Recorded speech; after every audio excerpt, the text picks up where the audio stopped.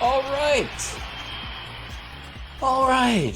We are back. We're back. It is Monday. Holy cow, is it Monday? It's and just like all Mondays, I think time is just flying. It's just skipping by.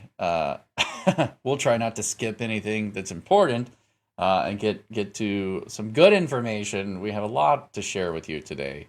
A lot of things that are happening and going on. Um, I don't know where Brenda is, so we're gonna play like that. Where in the world is Carmen San Diego? We're gonna play a little bit, but not right now. Right now, we're gonna talk about our top sponsors. We want to give a special shout out to Arete for being our title sponsor and coming in strong. We want to thank FPEA for being listed among our top sponsors, especially they've been with us for the last year as a top sponsor. They were first. They get to claim that. We really appreciate them being here with us, and we're excited about all of the partnerships that we have with them. And Fisher Precious Metals is one of the businesses of one of the board members who is on her husband's uh, business, and they have come on as another one of our top sponsors, and we're so proud and thankful to have them. And I feel like I can't mention them without also mentioning all of the parents that come through when we see $5 or $10 here or there. Like, we love having our top sponsors because it's nice to see, you know, the support, but it's so much more fulfilling, I think, on an emotional level when we see those parents, because we see your faces at the conventions and the conferences as we travel around. We shake your hands and we make eye contact with you, and then we see your names come through, and we know that $5 or that $10 comes out of your pocket into us, and that what we're doing, fighting for parent-directed education freedoms, that it's something that you believe in, that we're in this together, and I really appreciate that. So, all right, well, we have a little bit of a different setup today because we're down to the wire on getting started, and we were missing our wonderful co-host, who's been our main lobbyist for the last 40 years. I'm still not sure. My call to her went directly to voicemail, so we'll see.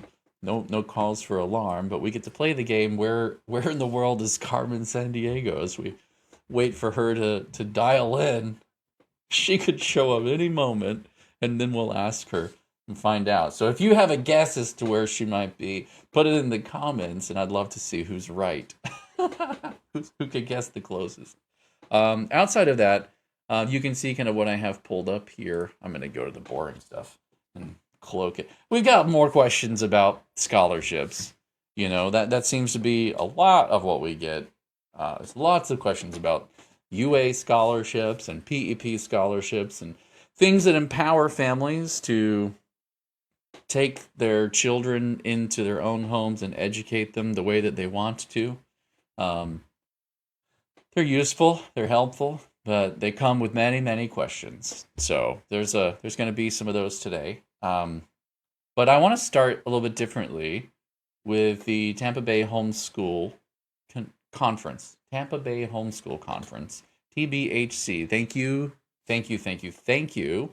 to Kim Hannon for putting that on and for running it. Thank you to Kimberly Tuck. Is it Tuck? I just drew a blank. The Homeschool Hive, yes. Tucker. Tuck is one of the senators, I believe, or representatives. Now I'm getting confused. Not enough coffee yet. Not enough coffee yet. Thank you, Kimberly from the Homeschool Hive, for all that you do, and thank you, Mr. D. Two big sponsors for that event. Wonderful. It was great to be the MC and to get to introduce them when they spoke. And it was wonderful to hear Brenda speak. And there were so many different workshops. We had students who were in workshops for teens that I got to kind of pause and poll the audience and see what maybe someone had gleaned from it. And we had a teen who respectfully raised their hand and yes, sir, and yes, ma'am, which is all the kind of things that you expect at a homeschool conference. Um, it was such a refreshing and exciting and energetic experience of homeschool community.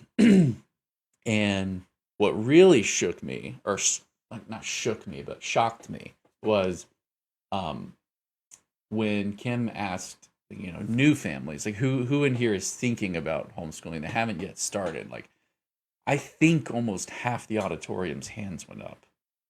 Like that was huge. Mm-hmm. That was huge. Like that's absolutely massive when you think about it. Um, how many people were there without answers, right? They're there with tons and tons of questions, and they're just checking in, And then the 1 to 3 years, like who was here from 1 to 3 years that she did her exercise, and then more hands went up. Hi Dina, happy Monday to you too. And then whenever she said, who here are our veteran homeschoolers, I think there were a handful in the audience. I would say maybe 10%. It was really exciting though to see the growth, and of course that reflects in what we're seeing online and what other people have been saying about the explosive, booming growth of home education in the state of Florida. So it doesn't surprise me, but it does surprise me. Um, and of course, we got millions of questions about scholarship. Step Up for students, if you're listening, you need to have your table at the conference next year. You need to get in. You need to get in early. You need to get in early because we need to be able to point to you and be like, hey, they are the scholarship funding organization. And AAA, if you're listening, you really should be on the radar somewhere. Like you should show up because there's a lot of room for you as well if you want to be there. So it's just a matter because there's tons of questions. There's tons of questions, and there's no lack of opportunity. So, um, where do you want to start this morning? Like what in particular?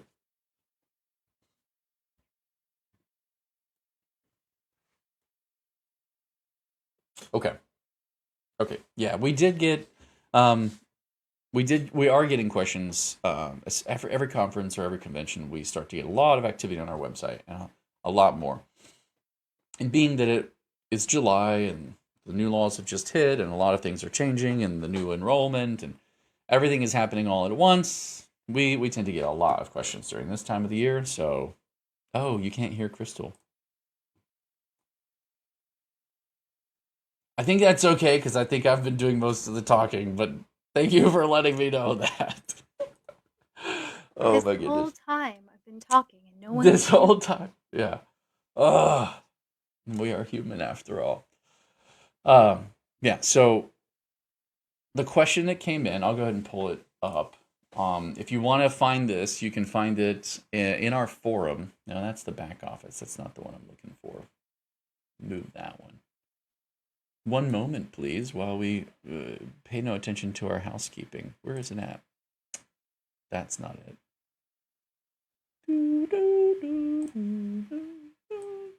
There we go. Here it is. All right. So this is the question that came in. It says, it seems StepUp has updated their FAQ section, and the instructions for new PEP students is completely contradictory.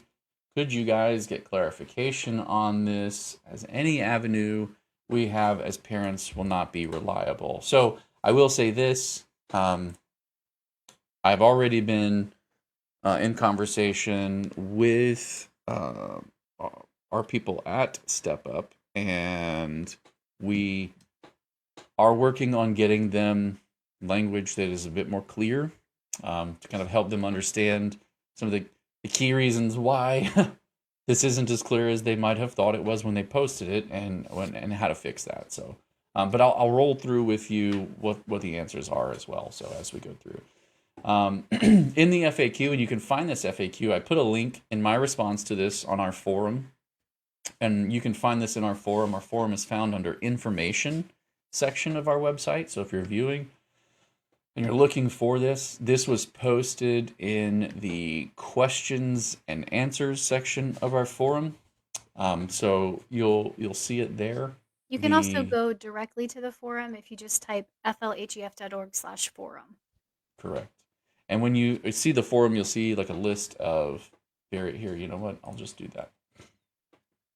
When you get to the forum, you're going to see a series of choices and where to go. This particular question, and it's a good question, is in the questions and answers. It's actually about PEP. So in the future, I would say that if you're using the forum, questions like this make more sense to if they're about a scholarship, be in the scholarship section rather than the general Q&A. But we can move it too. So, but for right now, it's there, and you'll see Q&A when you hop in. We've pinned one to the top. It's a general question about what does HEF do for people who are just curious. But then underneath that, the question that we're referring to here is right beneath that, so it's pinned to the top.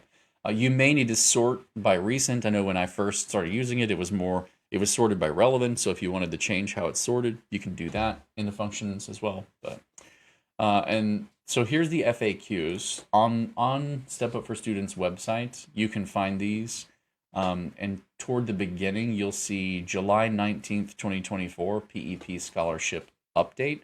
They're going to update this again once we provide them some of the feedback on clarity. But as we're rolling through this, if you want to follow along or you want to look this up later, you can, I think it's important to have links and receipts.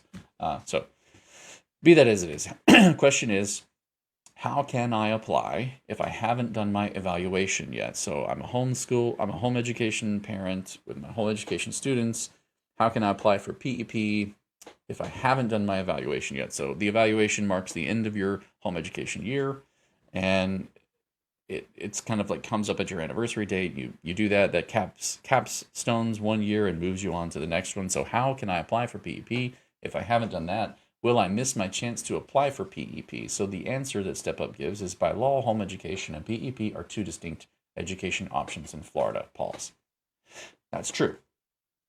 So a home education evaluation is not required for new or renewal PEP applications.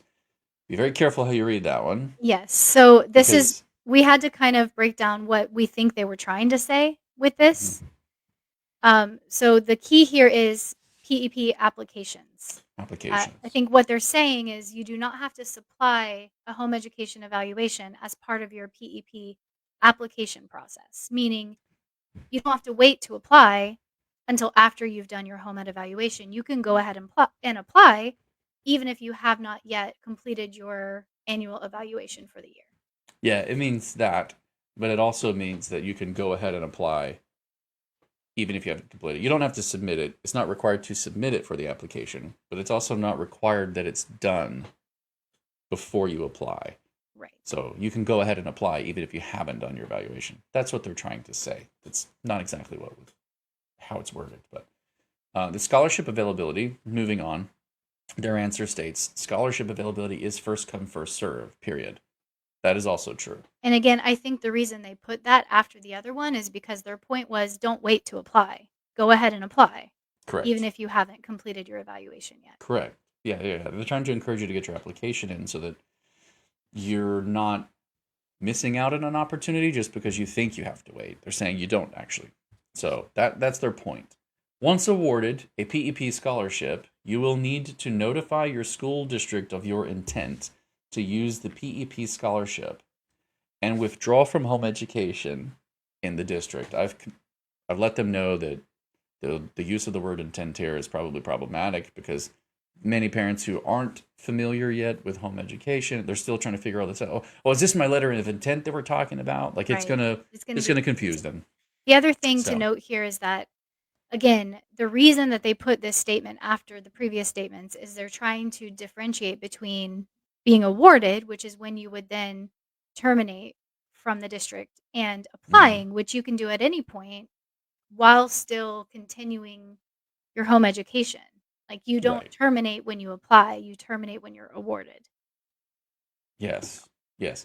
And so that's a key distinction. They do confuse that a little bit further later, and we're going to dive into that. Yeah. But for right here, it's saying once awarded, a PEP scholarship, that is when you withdraw. So that statement is, on its face seems simple, and it is. You've been awarded, now withdraw. That's it. That's all they're trying to say. That's right. I know that some of the extra language in there kind of makes it sound confusing, but it should be straightforward and simple. So the next part of the question for the other screenshot that brings up why it's confusing is the next question, which is what if I do my evaluation early and apply for PEP, but I don't get awarded? Will I be truant? How does this work? So the answer that Step Up gives is your child could be found truant if you do not complete your home education and evaluation. Let me just read what they say. And do not receive a funded PEP scholarship, period. That's true, right? If you don't actually complete your home education, the requirements for your home education year, or you don't complete those requirements, and then you aren't enrolled in PEP and get funded, you're in the middle somewhere. Yeah, you'll be found truant because you're still home education. And you're out of compliance with your home education requirements. Yeah. So, moving forward a little bit, read the next statement. New PEP students should complete the home education evaluation as a precaution. You should go ahead and finish your home education year as a home education student the way you would normally do it. Right. But again, this is worded in a confusing way Yeah, because what they're it's not not even a saying is precaution. that Just do it. what they're not saying is that all new PEP students, no matter what attendance track you came from, should do this as a precaution. Mm-hmm. What they're trying to say is if you were home education and you have been awarded a PEP scholarship, you should complete the evaluation to finish out your home education year. Yes. And as a precaution is just their way of saying because there could be ramifications if you don't, right? Yes. But the way that it's worded is confusing. So Yeah, and it gets further confusing with the next statement, so buckle up.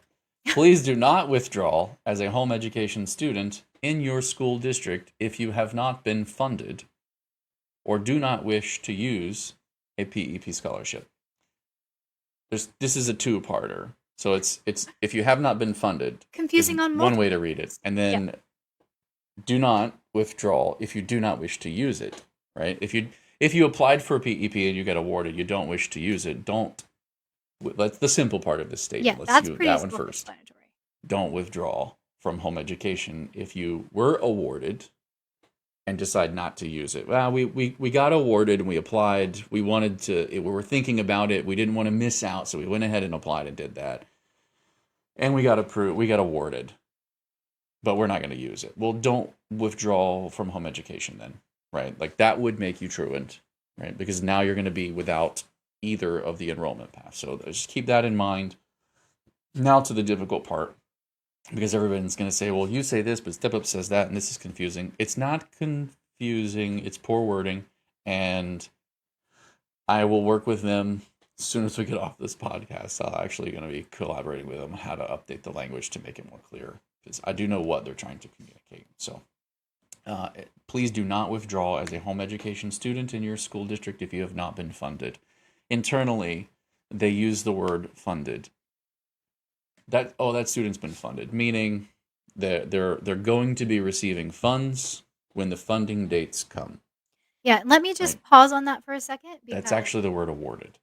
Yeah, let me pause on that for a second, though, because there's a big discussion on Facebook about, well, awarded doesn't mean funded.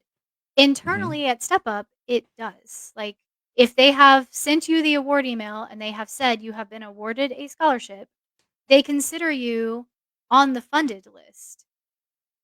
You just don't actually have the funds in your account yet. The only reason you would not receive the funds is if you do not complete the requirements for submitting your student learning plan on time, or if your renewal, submitting your student learning plan and your test results. Yeah, and this from the previous year. Clarification kind of came last year. Funds in hand is the way a lot of people think of the word funded.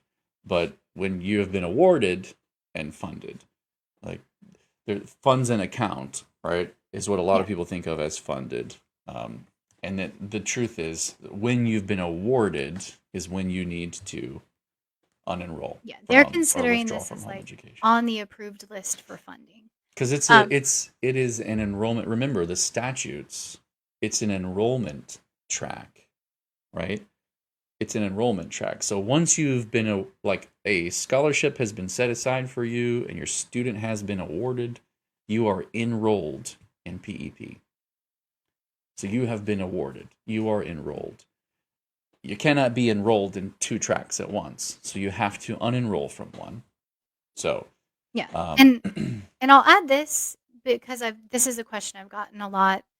Parents who are worried about the timing, like, well, what if I just waited too long to send in my letter of termination? Is this going to mess up the mhm. funding? And Michelle Wilson just in the questions Yep. just now just posted Yeah. another reason to not be funded would be if you don't pass DOE cross checks. So we were on Correct. a call. That is still true, Right. That's a third but we layer to we were on a call say. this week with Yeah. the head of PEP at Step Up, and he did tell us that they are extending a grace period of sorts to home education families. So if they go to Hmm. do the cross checks for funding and they see that you're still labeled as home education, they will not necessarily just immediately deny your funding. They're extending a little bit of a grace period to interface with the counties and Yeah. kind of clarify those lists specifically for home education because they I'm all, know that there's a lot of processing delays in the county sometimes of like letter of termination submitted, but it mm-hmm. hasn't been processed onto the list yet. So there is Mm-hmm. a little bit of a grace period. You don't really have to worry about, a hard deadline of if you haven't been processed in a certain period of time, you're going Mm-hmm. to not get funded. However, that isn't to say that you should wait forever and just take your time and not worry about it. You should, Right. if you have been awarded and you have the award email, there's no reason not to go ahead and submit your withdrawal, your letter of termination. Right.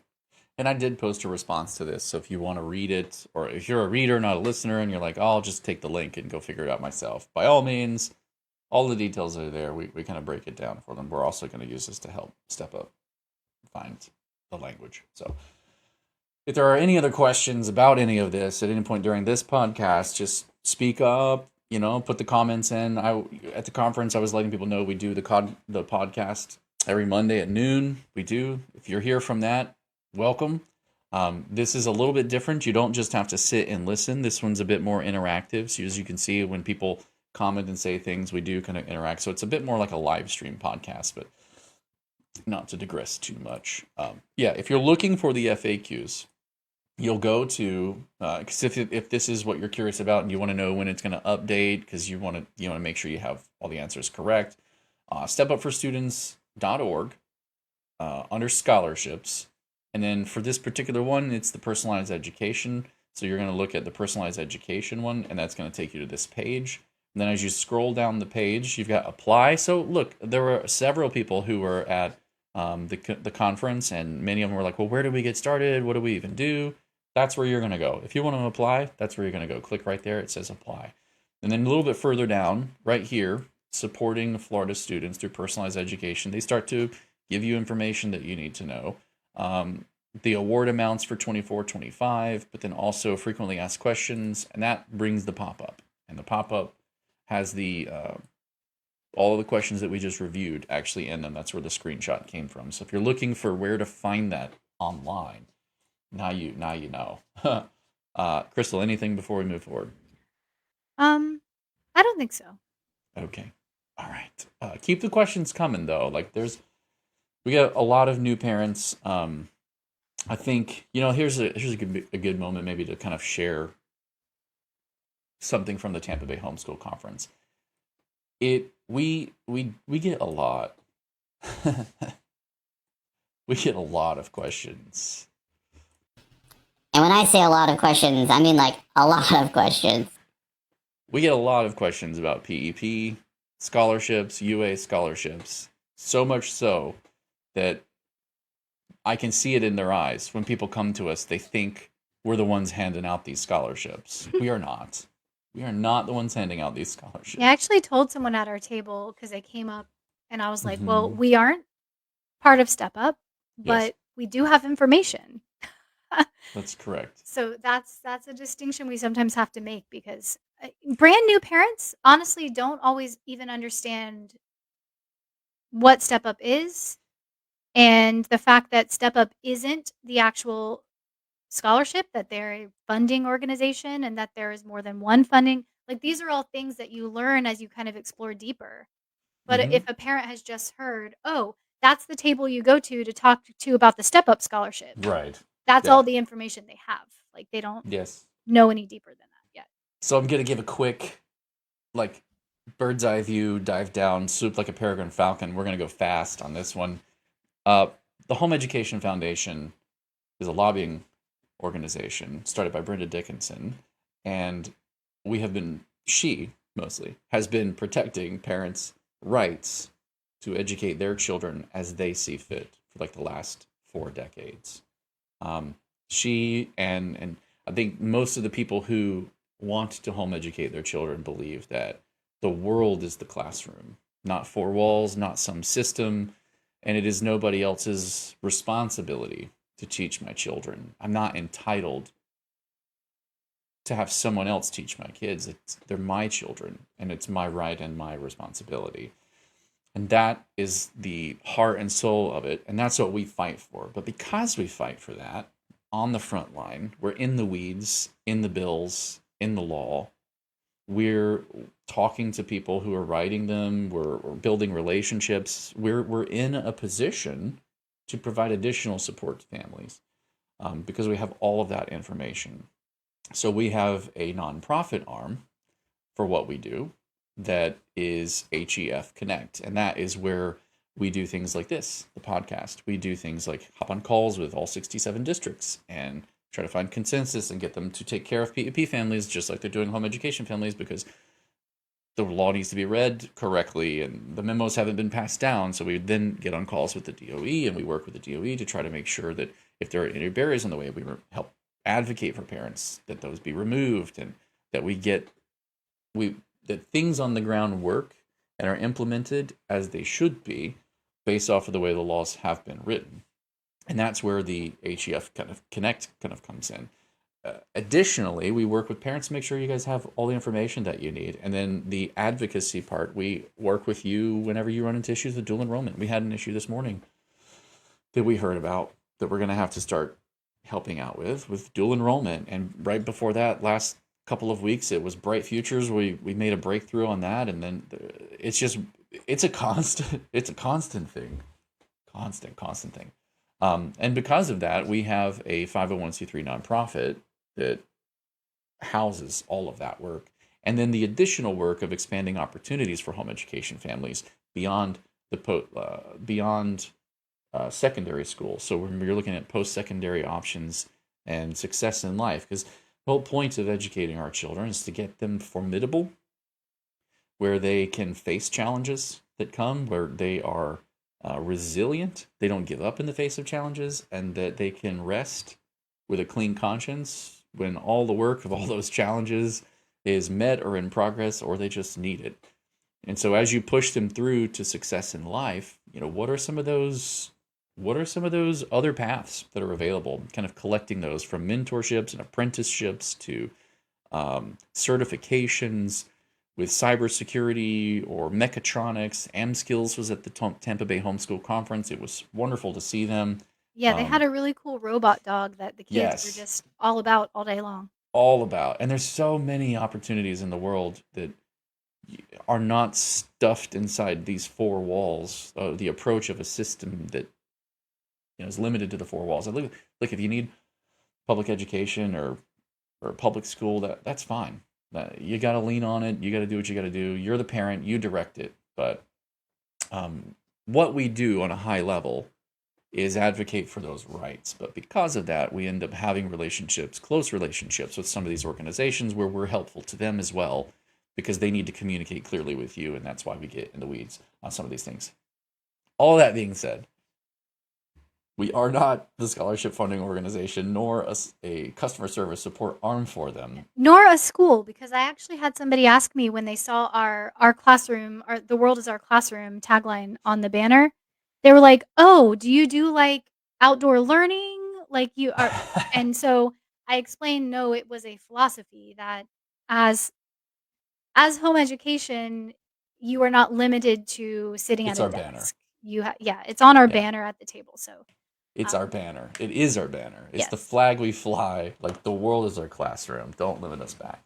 Um, but because of where we sit, we get a lot of questions about scholarships and stuff. And it was nice. Like we'd had this one clean moment in one of our Q&As with all the families that were there. Where I could just see it in her face. She was overwhelmed.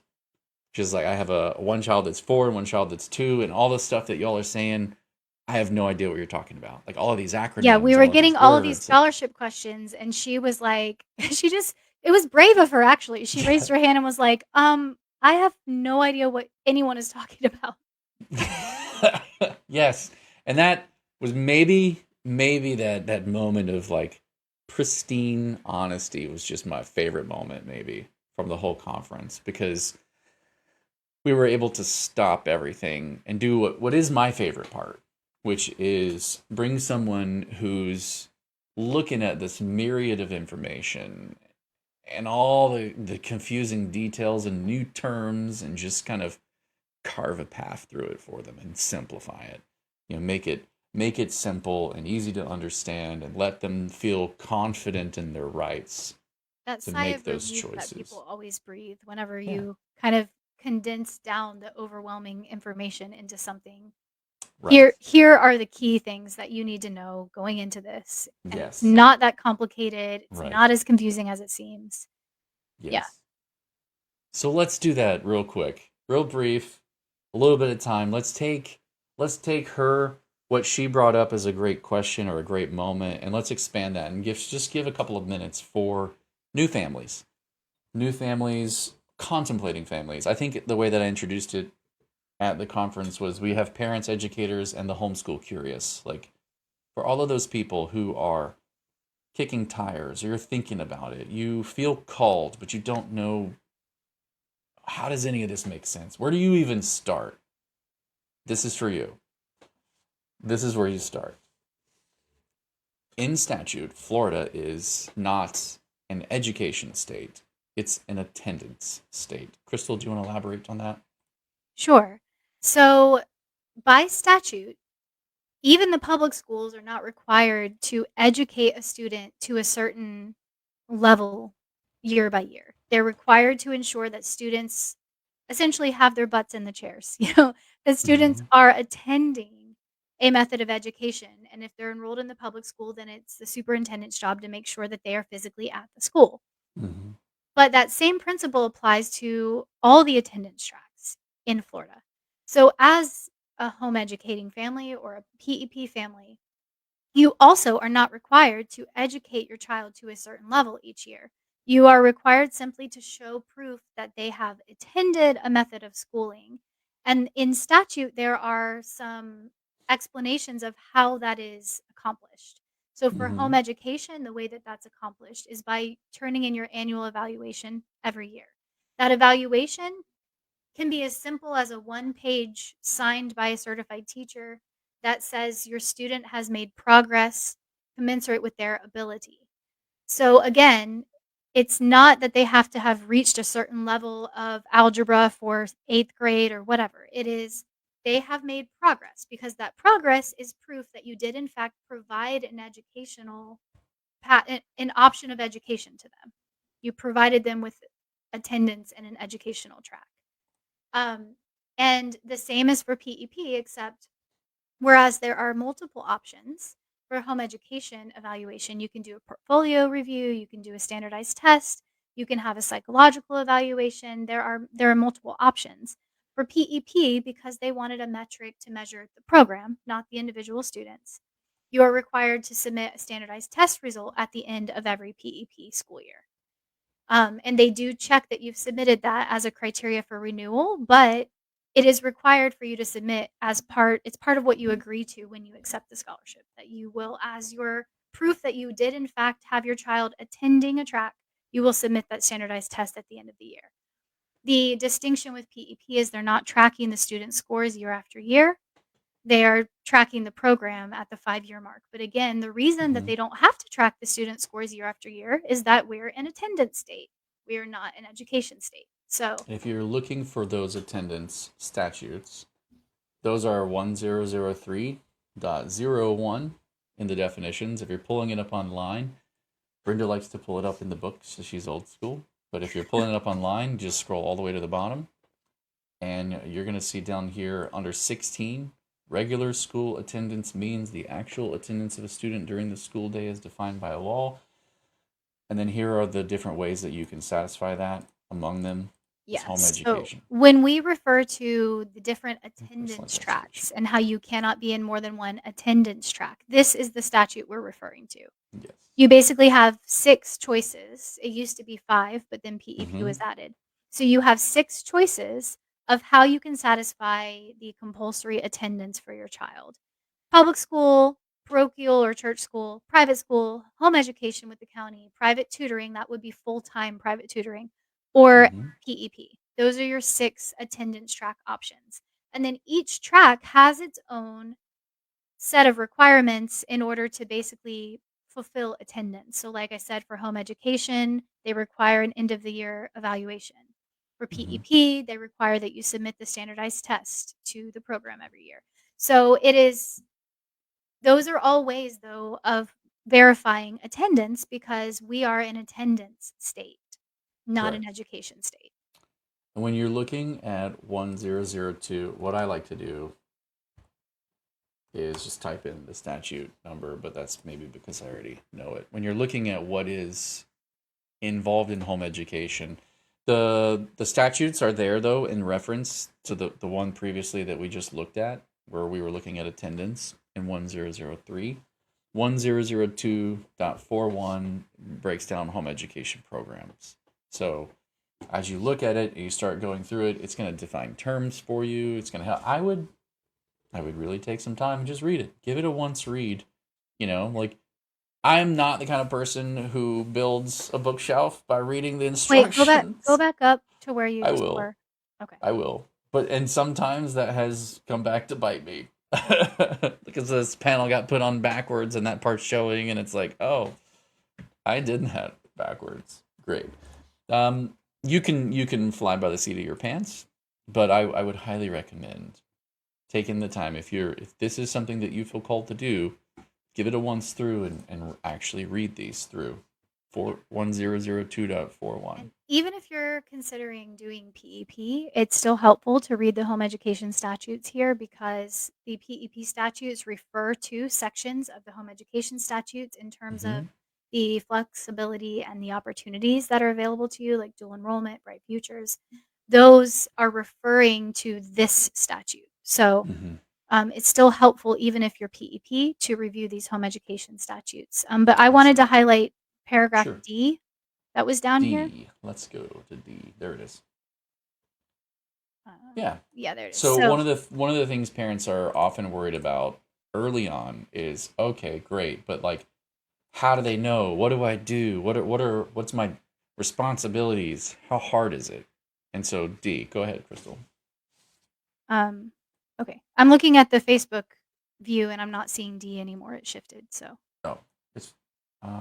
That's not the same D. You were at the other D a second ago. I clicked on the wrong panel. Sorry. Yeah. Okay. Different statute. We'll get to that one in a minute. Okay, there we go. All right, so the parent shall maintain a portfolio of records and materials. So again, that's what we were just talking about as your method of proving attendance. The portfolio must consist of the following: a log of educational activities made contemporaneously with the instruction and that designates by title any reading materials used. So I was having a conversation with Brenda the other day, and she mentioned she fought for this word contemporaneously, mostly because she's not a planner, and she didn't want to have to have like complicated lesson plans or whatever. So instead, what it requires is contemporaneously, meaning as you go through the school year, you just jot down what you did. You don't have to even plan it in advance. You don't have to show proof that you've planned lesson plans or anything like that. You just literally keep some sort of log as you go of what you're doing with your kids. And then point 2, samples of any writings, worksheets, workbooks, or creative materials used or developed by the student. And then the subpoints, for that would be samples. Again, what you're needing to show on that one-page form you send is progress. So it could be as simple as 1 page from the beginning of the year, 1 page from the end of the year for each subject that you've covered, and that shows progress.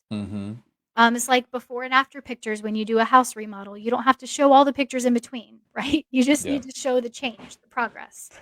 So if you don't wanna overcomplicate before and after. Yeah, if you don't wanna overcomplicate it, that would be the base level, just basic portfolio, 1 page from the beginning, 1 page from the end for each subject that you've covered, along with a log of what you did as you went through the year and jot down anything that you read with the kids or that the kids read on their own. And someone even brought up that, some of the ways some parents in their community do it is they make a private Instagram. And it's completely private. And then they just take pictures, because you're capturing those moments and they're time stamped and time or Yes. And I was sharing, by time. I personally have used a Google photo album. Same concept. You could do a Google photo album. Because same it's kind private, of way. you can share it to whoever you want or need to share it to, including an evaluator at the end of the year. So I would take pictures of my kids actually working at the table, what they were doing. Sometimes I would take close-up pictures of a specific worksheet or whatever to have a sample, but it automatically timestamps itself. It catalogs itself in the order, so it is my contemporaneous log. It is my reading list because I'll snap a picture of the book that we're reading. It is my portfolio. Yes. But it's meant to be flexible. It's easy to do, and then it also gives fun photos that you can share with family or whatever. And because the point of it is that it is adaptable to your child's pace. So some people start home education because they're like, wow, my kid's struggling, he's falling behind, he's not getting the attention that he needs or she needs, and we want to be able to provide personalized education for them.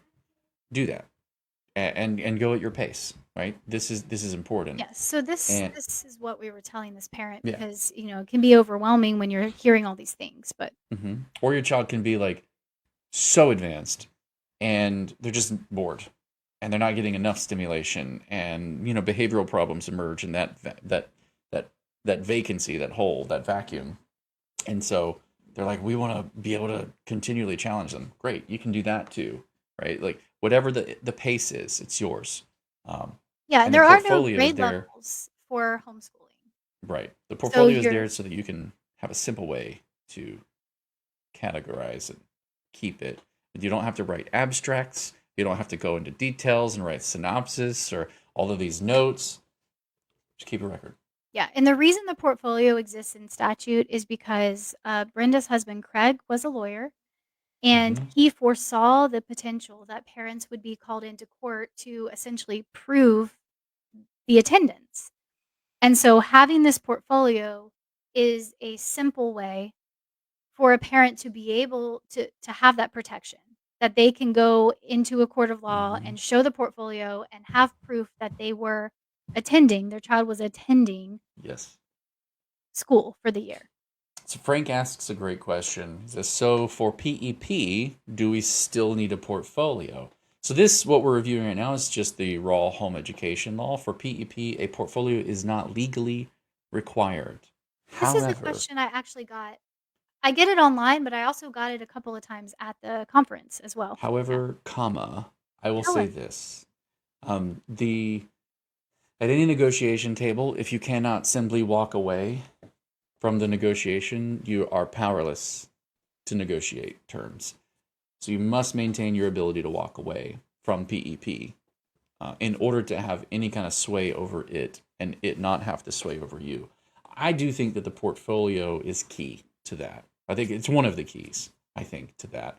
So maintaining your portfolio, as simple as it is, as basic as it is, you're going to be posting on Facebook or doing this or that either anyway, but as simple as it is, I would highly recommend that you do keep it, because when you inevitably do walk away from it, because maybe in 10 years it gets onerous or restrictive, 10 years your kids might be graduated, but whatever, you can, and there's no gap.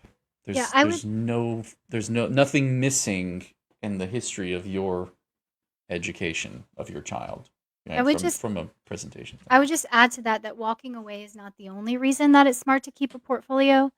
Sure. So the simple answer is no, you're not required to by statute for PEP, but we highly Correct. recommend that you do.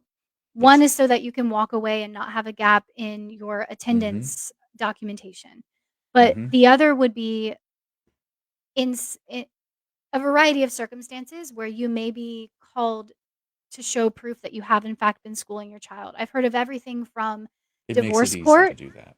Like, Yes. so if one parent Oh is man. against homeschooling and they are trying to argue that you haven't been doing an adequate job schooling your child, having a portfolio is invaluable in Yeah. that circumstance. Yes. And even if you think that situation will never happen to you or you're single or whatever, um, it's just a good protection to have because it gives you a foolproof way of showing proof that you have, in fact, been schooling your child, no matter what Mm-hmm. scenario you might be called in to show that.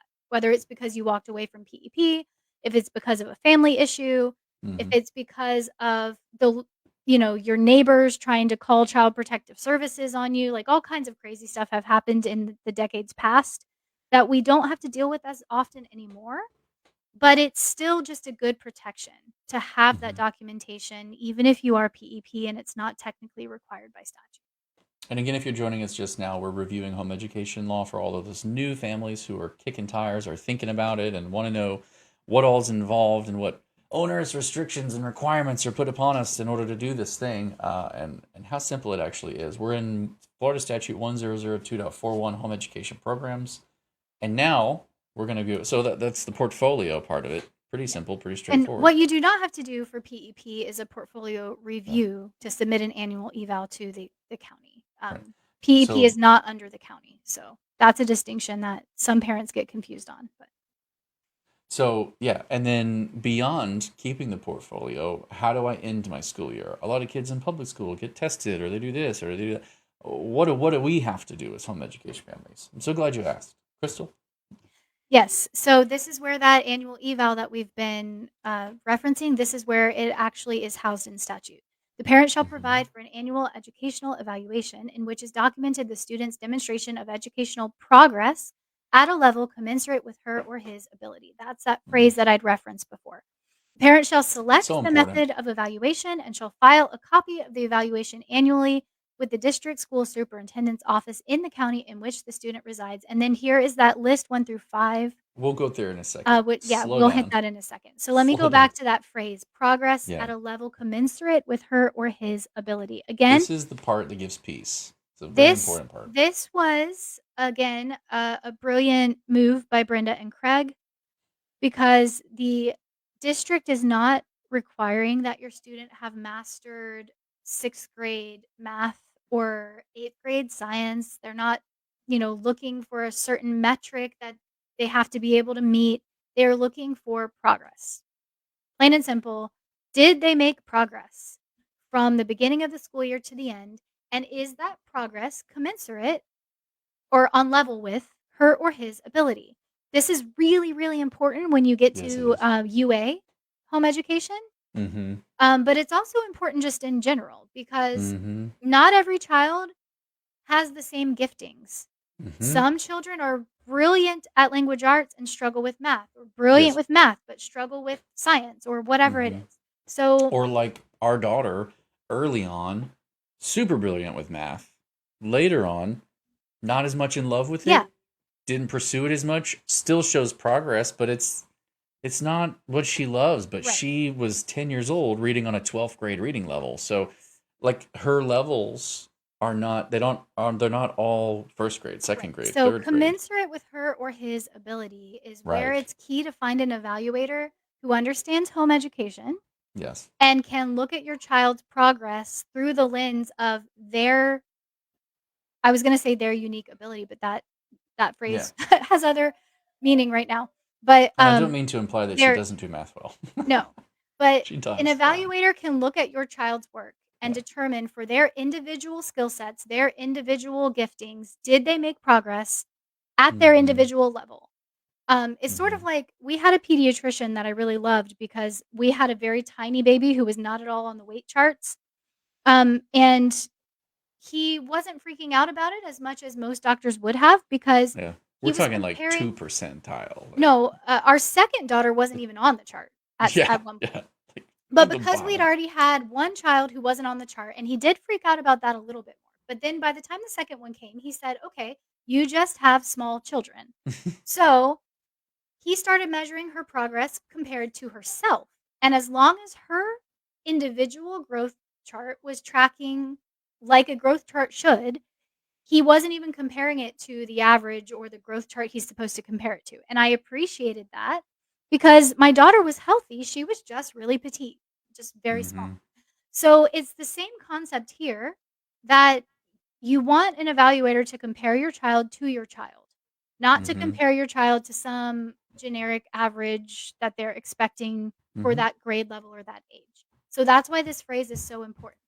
Progress at a level commensurate with her or his ability. And that is also Yeah. why we recommend, even if you do a standardized test as your method of evaluation, which we'll get into that in a second, that you still not send the test results to the county, that you send just that one-page evaluation form signed by a certified teacher that Yeah. says they have made progress Yep. commensurate with their ability. Check the box.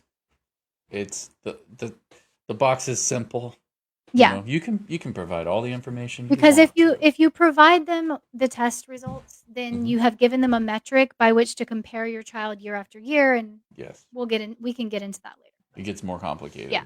Yeah. And then moving on from that's a very important phrase. It's critical. We do have a question that came in. Is the MAPS test through Homeschool Boss adequate to submit with the test being administered at home? Are And this you next part addresses that. Are you asking to submit for a homeschool evaluation or for PEP? Because those are Oh, that's a different. great question. Yeah. Yeah, I'm not sure what you're asking.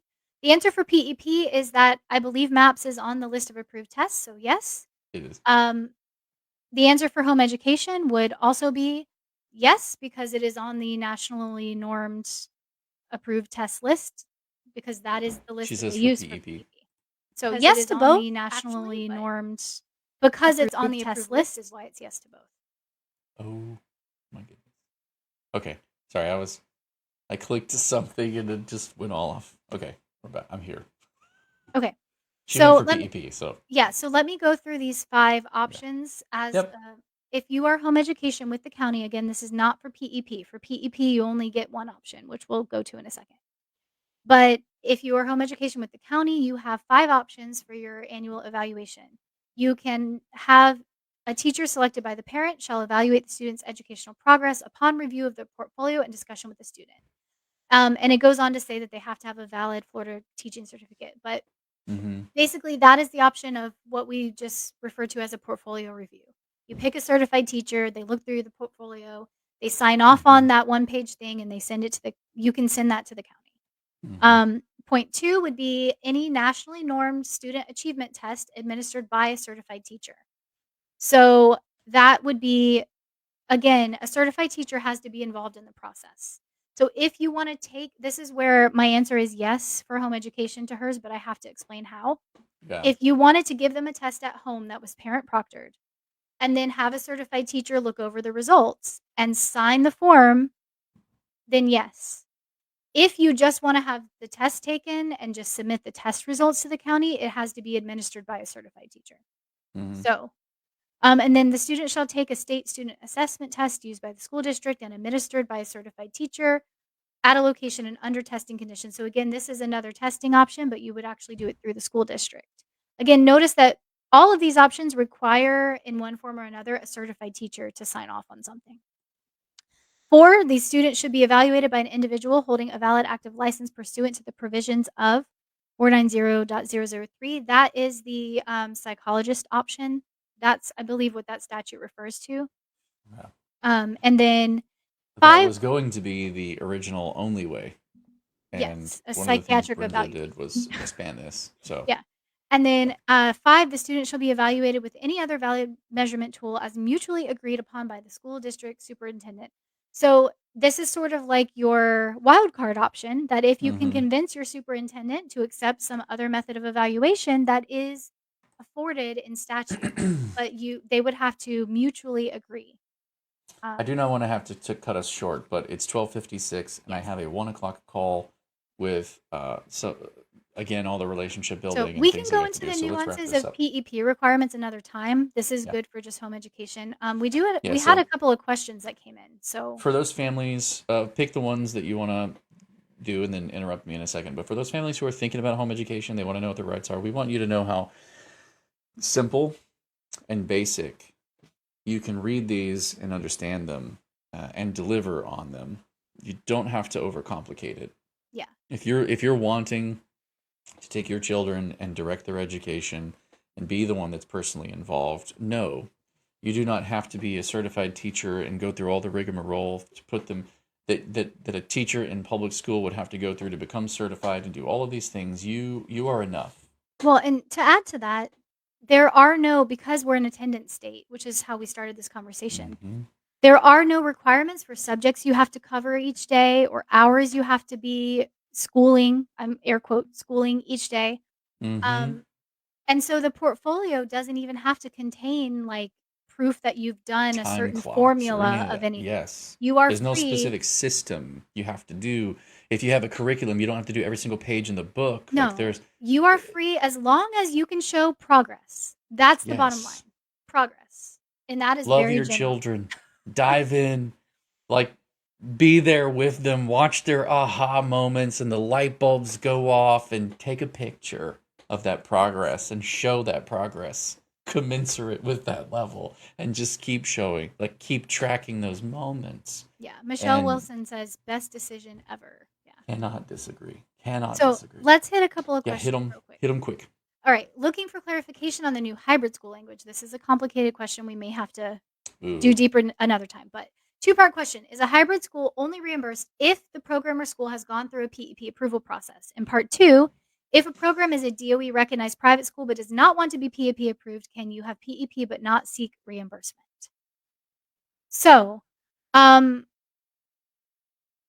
I'm going to try to answer part two, which is if your kids are attending a private school that doesn't want to be PEP approved, you can have PEP, but you cannot be enrolled full-time as a student at that school and have PEP because, again, They PEP is must its be own eligible. attendance track.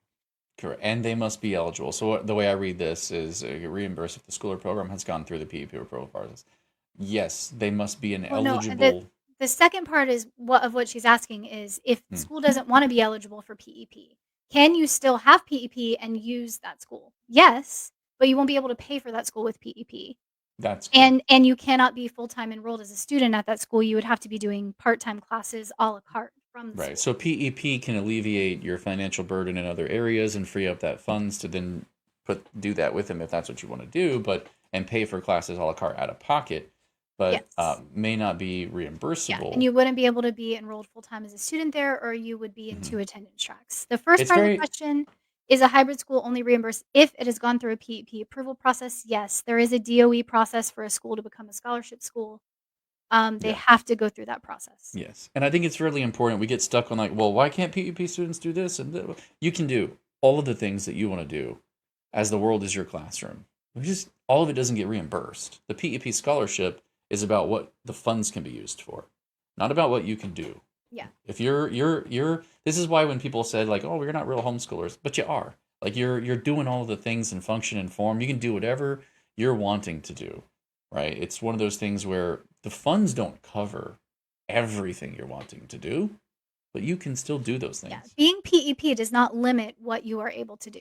You just may Hmm. not be able to use the funds for every single thing. Right. All right, So next question. go. Sorry if it's been asked. I'm wondering when the new PEP purchasing guide will be released. We do not have a date on that yet, but I'm assuming it will be by sometime in August, because that's when funds are gonna be dropping, and they're gonna need that guide before that happens. Hmm. Um, then let me see. Other And then questions? Michelle Wilson asks also, this is like a follow up, I think, to hers. For example, Circle Christian, it's strictly a hybrid, not a full time. Yeah, they in order for those to be reimbursable, they would have to go through the DOE process to get approved. Yeah, they must be an approved school, and they have to get there are things that they have to do to become That's not eligible even a to. step up thing. That's a DOE thing. They Gotcha. have to be an eligible scholarship school. Yes. Let me see if there's any other questions to hit really quick. I know we had Oh, one that wasn't do the posted, funds but have to be repaid on taxes? No. oh yeah, no. It is a tax credit scholarship, but that is not a tax credit on the parents' side of things. That's on the corporations that are donating the money. They get tax breaks for donating. The scholarships are not taxable income, so you do not have to Yeah. pay them as income on your taxes. Kim joined late and said, yes. I think she was cheering on something that we said earlier. Kim, I love having you in our comments today. Thank you for being here. And, personally, thank you for putting on and taking on the task of the vision. An amazing conference. Yes. Of an amazing conference, the Tampa Bay Homeschool Conference. And if you guys didn't get a chance, that's next year. She's planning to do it again. Michelle asks again, but you can be enrolled and get PEP. Okay, so here's where the nuance comes in. If it is strictly a hybrid school, the statutes now allow for hybrid to be considered full-time if that's all the student is enrolled in. So it is a little bit of an iffy area if it's not an approved school. The enrollment. If it's not an approved school, but they're showing you as full-time enrolled, then you might run into an issue with qualifying for PEP because you're going to show as in a private school, but not an approved one for PEP, if that makes sense. There is an internal process that they have for marking the difference. Yeah. So that is a them question, and that would be between, I think, Step Up for students, and also if or the DOE and the school. If the school is really just for whatever reason not wanting to be approved as a hybrid, I would ask why. Have a conversation with the school. And I think you and I have talked before, and I think you've already done that for this particular school, but just in general, it might be that some schools are just not aware of the potential that's there. So just at least have the conversation. I really hate to do this, but we have to I'm late already. Okay, so if you have any questions we didn't hit today, especially if you're new, like you just found us from the conference, please go to our website, flhef.org. We have a forum there that you can find if you just type /forum at the end of that, or you can find it under the information tab, and you can post questions there. You can also submit questions through our contact form or our little pop-up chat box on the site. And we'll be on this again next Monday at noon, so you can find us again there. The videos will be up for playback on Rumble and YouTube, so you can grab them there if you want, if that's your preferred place, and share them from there and help others who are looking for this information. We thank you all for being with us today. We love that you are with us today. We love that you support us. We appreciate that more than you know, and then also, one more time, a shout out to our sponsors. We cannot end the stream without doing this. Thank you to our title sponsor, Arete, for all that they do to help make this possible. FPEA, you're amazing. Thank you also for being a top sponsor. And Fisher Precious Metals, brand new, coming on. We love that you are with us as well. I do not have anything further to add. I hope that all of you have an awesome Monday, that it's a great, energetic start to your week, that you get much accomplished, and that your wildest dreams come true. And if not, then maybe you just find all your answers. Something to that effect. You guys enjoy, and we'll see y'all next week.